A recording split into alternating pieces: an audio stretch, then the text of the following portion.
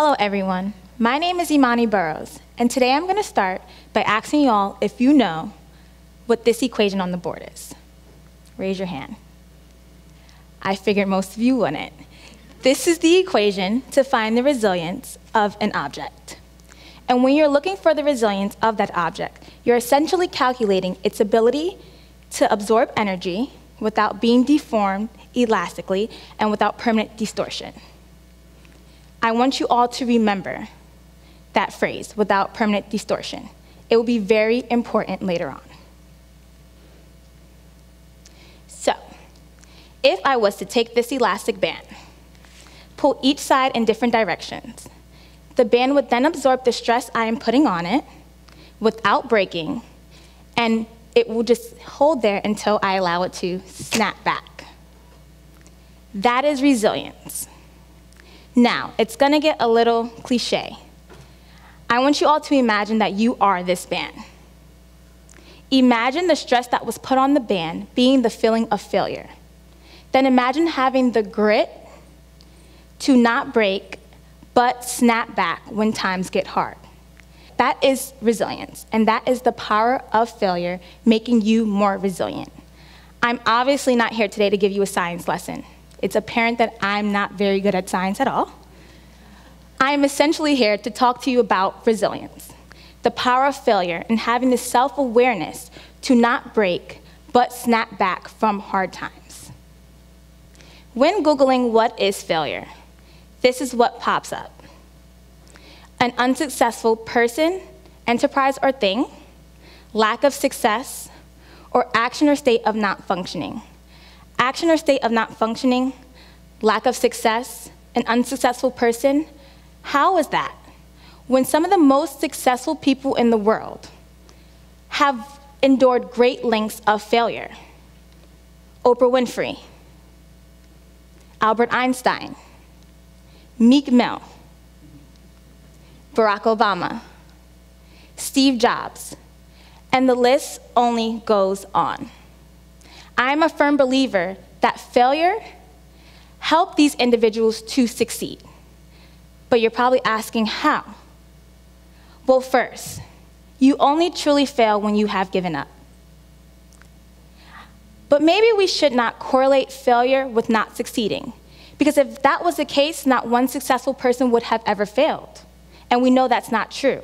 One of Oprah Winfrey's very first television appearances failed, and she was demoted to a writing and reporting gig.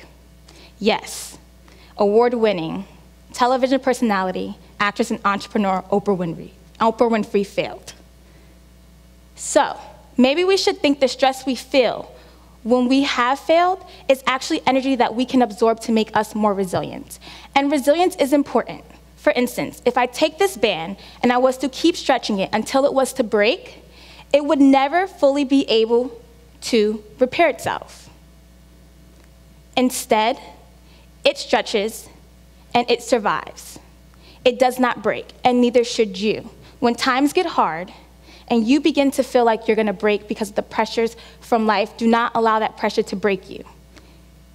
Take these individuals for example. If failing was snapping, they would have never succeeded. Instead, they had the grit to absorb the energy from their stress, absorb the energy from their failures, and it made them more resilient enough to snap back, but not just snap back bigger, better, and stronger. Now, I would be a hypocrite if I said that this was easy. I would be lying and in denial if I said that I have never experienced being insecure from my failures and my setbacks, and that I've always been resilient, because I have not. So instead of talking about well-known and established people who have succeeded and who have endured failure, I will give you a more personal experience of failure, my own elastic band story. So I recently graduated from SUNY Plattsburgh with a BS in public relations. I was what people called a go-getter. I remember my friend telling me my cap for graduation should say, the Michelle Obama of Plattsburgh. I was a go-getter. I was a straight-A student athlete who participated in every event, did every club I could think of, did anything and everything I could do to build my resume and my brand. At the age of 23, I was chairperson of a successful nonprofit called Shine On that was dedicated to raising resilient girls. I also ran my own summer camp for a very well-known large nonprofit. But oh boy, did the Michelle Obama of Plattsburgh have a rude awakening when something called adulting and post-grad hit. Now, I don't want to scare you all about post-grad. It's a great experience. It's something that I needed to experience because I was somebody who had never really, truly experienced failure. I was a hard worker, and when it came to school and work, it was kind of easy for me. But I was constantly faced with failure in the past 6 months. And in that process, I began to idolize failure. I became a bit more resilient than I was before. And in that process, I also began to grow. I was thinking of why am I in this situation? And I'll get into the situation in a bit. But it made me start to process that you can grow as an individual. So I first went wrong when I assumed with the resume that I had, I was gonna get the job that I wanted. I thought jobs were lined up for me. I remember sitting down at my computer and applying to jobs and just saying, you're gonna get your dream job. My dream was to work for and take my skills into either sports or youth development because I liked sports and I loved kids. I remember saying, it'll only be 1 month, I'll get that job and everyone will be applauding me for it. But 1 month turned into 6 very long months.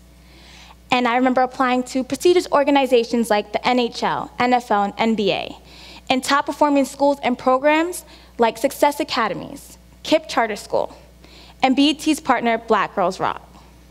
In those 6 months, I applied to 274 jobs. That's 274 resume revisions, cover letters, and applications. Those 274 applications turned into 260 unanswered applications, 11 rejection emails, and only 3 interviews. You could say reality began to set in. And the character strength I once prided myself on having, grit, began to fade away. I also went through a process of asking myself, what's wrong with me? Why won't they give me the job? But then something beautiful happened. I started to improve my inner self. I asked myself, what can I do to make myself better? What can I do to stand out? I also improved on character strengths that I was great at, like grit, and developed character strengths like curiosity and optimism that I always needed to work on.